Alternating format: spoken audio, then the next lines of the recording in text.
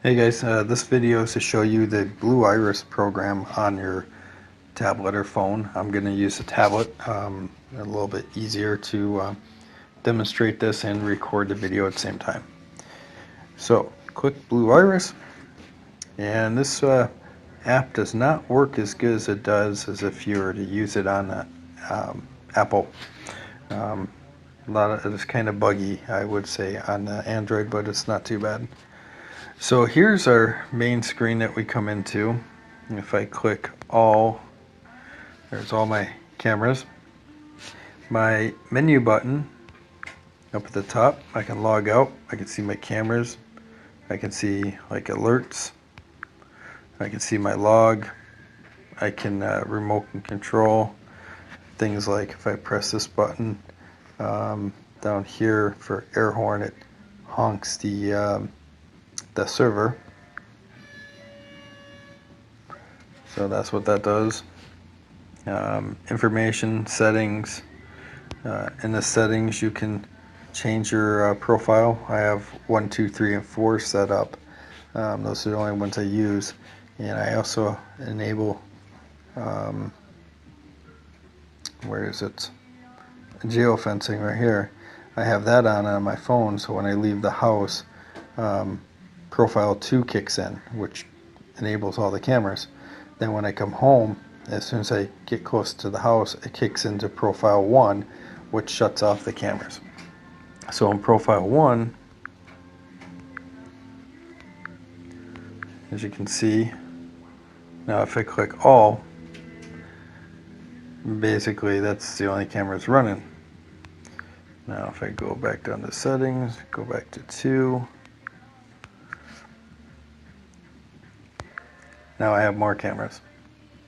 That's so I can keep an eye on my daughter. And we are in the sunroom right now. There's my daughter. Wave, Chloe. Wave. Wave to the camera.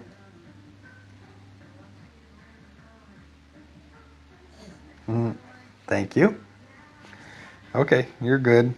So that's us sitting right here. So I keep an eye on her when she's home by herself. So there's other things you can do with this. You get your video clips. If we look at the front door down here, on the left is the live view. And if I want to hear what's going on out there, I can turn on the headphones. That enables the sound. Oh, and the program just crashed. So let's open that back up.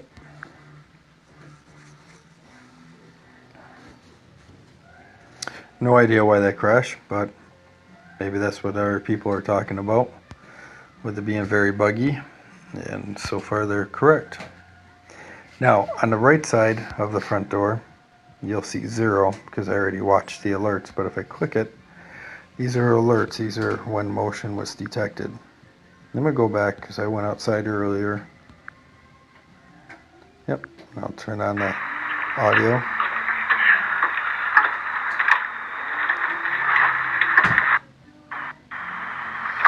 Back a little bit farther when I went outside.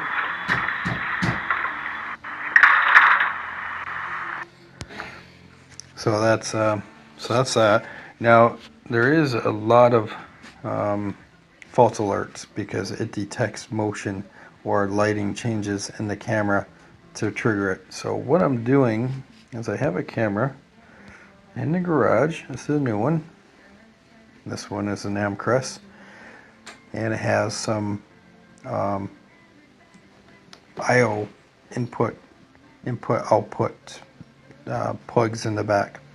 I'm going to hook a real motion sensor, a PIR motion sensor, up to this camera and hook up the camera out, or the sensor outside. So when a sensor gets tripped, it triggers this camera. Then this camera also triggers my front camera, driveway, and the front door, because you can do that on the server. You can say when one camera gets triggered, trigger these other ones. So I'm going to trigger it manually. Click this button right here. As you can see up in the top, there's a red dot. It's recording. Now if I was to go to outside You notice all three of these are highlighted red. That's because the garage one triggered the other ones. So the motion sensor will be plugged into the garage camera. So I won't get any more false alarms. So it'll only detect real motion, like heat. And that'll eliminate all the false alerts false alarms I get with the motions on the cameras. So hopefully you understand that. But motion sensor, $16. Takes 4 wires. 2 is for power, positive, negative, and then the other 2 go into the back of the camera. So when a motion's triggered, it sends a signal to the camera. The camera tells Blue Iris to record, and it records. So it's actually pretty simple. So I'll do another video on that some other time. Another feature about this is I have set up for inside. Now, and it says hold for cycle. If I hold that down, and it crashed on me again. Okay, so let's open it back up. Nice thing is it starts up real quick. So I'm going to hold down on that. So what it does is it toggles through all the cameras and it stops at whatever one has motion. And it stopped at this one because we're moving around, so this one has motion. If we sit still, it'll start toggling through all the other cameras. So that's about it. There's a lot of things you can do. You can talk to the cameras, talk through them, listen to them. Okay, turn off the speaker on that. Yeah, it crashed again. Okay guys, you definitely need to get that fixed. So let's go back to the living room and we can press the microphone button. Hello.